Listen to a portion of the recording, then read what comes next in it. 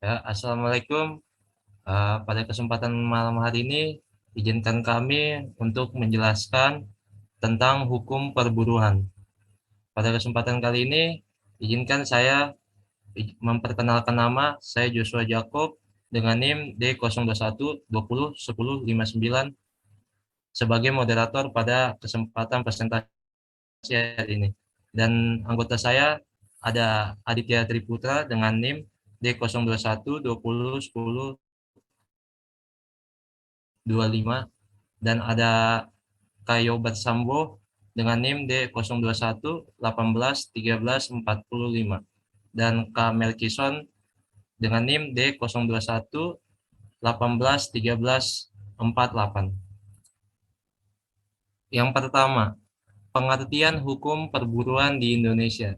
Hukum perburuan atau ketenagakerjaan adalah bagian dari hukum berkenaan dengan pengaturan hubungan perburuan baik bersifat perorangan maupun kolektif.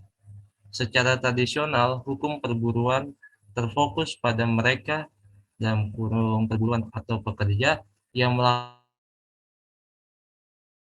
pekerjaan dalam suatu hubungan kerja yang subordinatif. Disiplin hukum ini mencakup persoalan-persoalan seperti pengaturan hukum atas kesepakatan atau perjanjian kerja, hak dan kewajiban timbal balik antara buruh dan majikan, penetapan dan perlindungan upah, jaminan kerja, kesehatan dan keamanan kerja dalam lingkup kerja, non-diskriminasi, kesepakatan kerja bersama atau kolektif, peran serta serikat pekerja, hak mogok dan penyelenggaraan jaminan kesejahteraan bagi pekerja dan hakikat hukum perburuan. Hukum perburuan itu sendiri memiliki hakikat atau sebuah tujuan yang melampaui pasal-pasal tertulis yang ada. Sejak industrialisasi, mereka meningkatkan di negara-negara Eropa Barat, yaitu hal-hal ini sering dikenal dengan revolusi industri. Kaum buruh yang modal utama, kaum buruh yang modal utamanya adalah tenaga dalam dapat dipisahkan dari kaum pemodal yang memiliki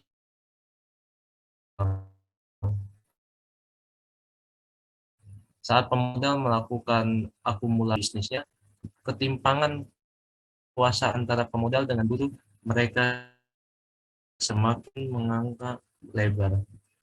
Di dalam di dalam situasi tersebut, seorang pemburu seringkali hampir tidak memiliki kuasa saat ia harus berhadapan dengan pemilik modal.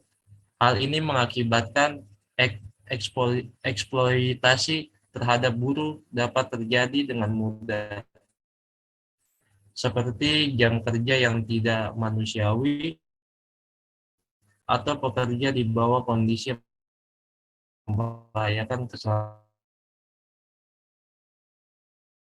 mereka. Dan jika mereka menolaknya, maka pemilik modal dengan mudah menggantinya dengan pekerjaan dikarenakan adanya ketidaksetaraan posisi tawar yang terdapat dalam hubungan kerja atau antara tenaga kerja dengan pengusaha. Pertama, hukum ketenagakerjaan adalah agar dapat meniadakan ketimpangan hukum di antara kedua yang ditimbulkan dalam hubungan kerja. Selanjutnya saya persilakan kepada saudara Aditya untuk mempresentasikan.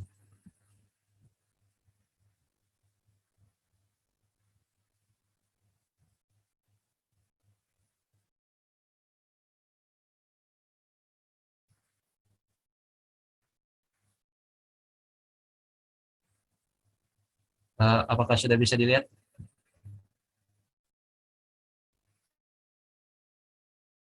Uh,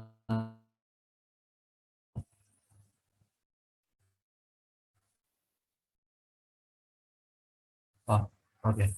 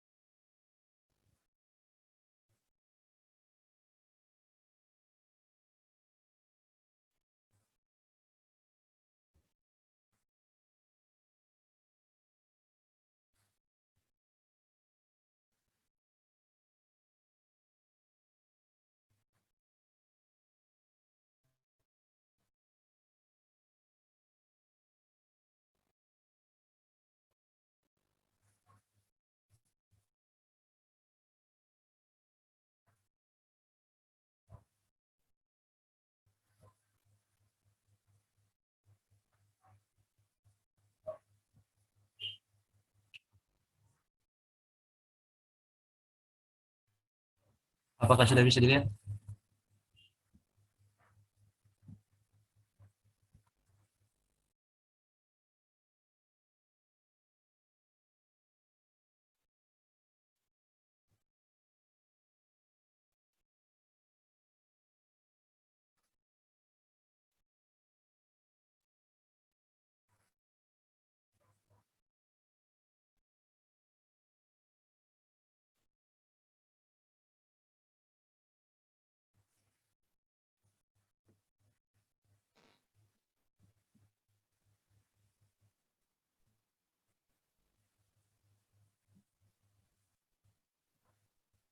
Selanjutnya, konsep perjanjian.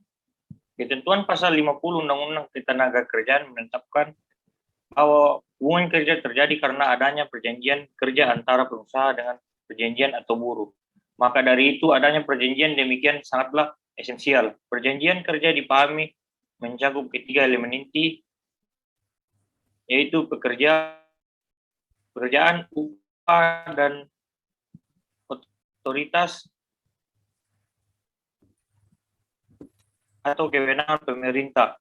Dengan mana buruh atau pekerja mengikatkan diri sehingga untuk bekerja di bawah otoritas atau kewenangan majikan dengan menerima bayaran upah.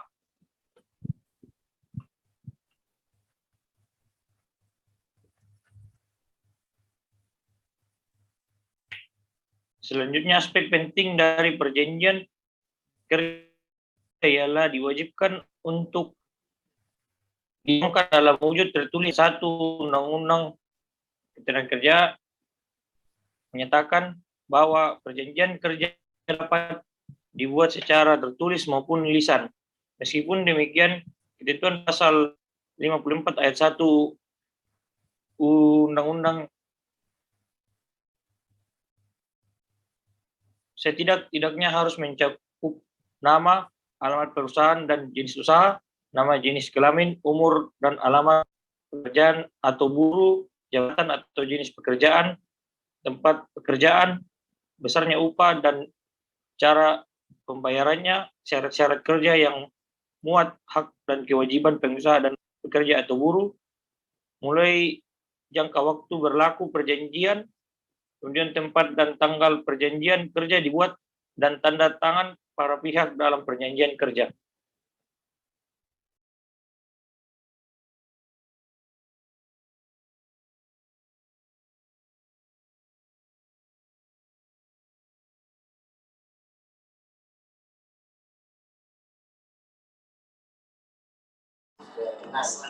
Ya, baik. Kenapa itu peran dan fungsi serikat pekerjaan buruh. Era kebebasan berserikat dimulai pasca reformasi, ditandai dengan diratifikasinya Konvensi ILO nomor 87 tentang kebebasan berserikat dan perlindungan hak berorganisasi pada tahun 1999. Dalam bagian menimbang, konvensi ini menegaskan bahwa pengakuan atas prinsip kebebasan berserikat merupakan alat untuk meningkatkan kondisi pekerjaan dan menciptakan ketenangan bagi pekerja atau buruh. Serikat pekerjaan memiliki peran penting sebagai sarana membangun kolektivitas perjuangan dalam membela dan menyuarakan hak dan kepentingan pekerja untuk memperoleh kesejahteraan, khususnya ketika serikat pekerja terlibat dalam proses perencanaan kebijakan di dalam forum formal seperti lembaga kerjasama tripartit atau LKS tripartit yang terdiri dari unsur serikat pekerja, organisasi pengusaha, dan pemerintah baik di tingkat lokal maupun daerah.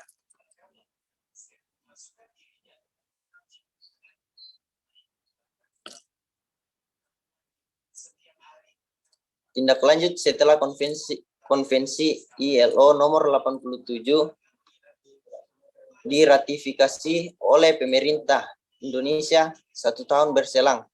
Pemerintah mengesahkan Undang-Undang Nomor 21 Tahun 2000 tentang Serikat Pekerja Buruh yang menjadi landasan hukum bagi para pekerja untuk mendirikan organisasi serikat pekerja di tingkat perusahaan maupun di luar perusahaan. Adapun menandai dari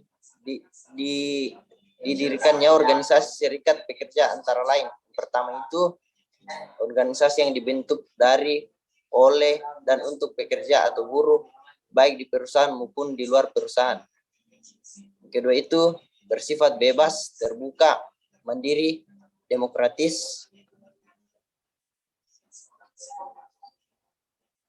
dan bertanggung jawab.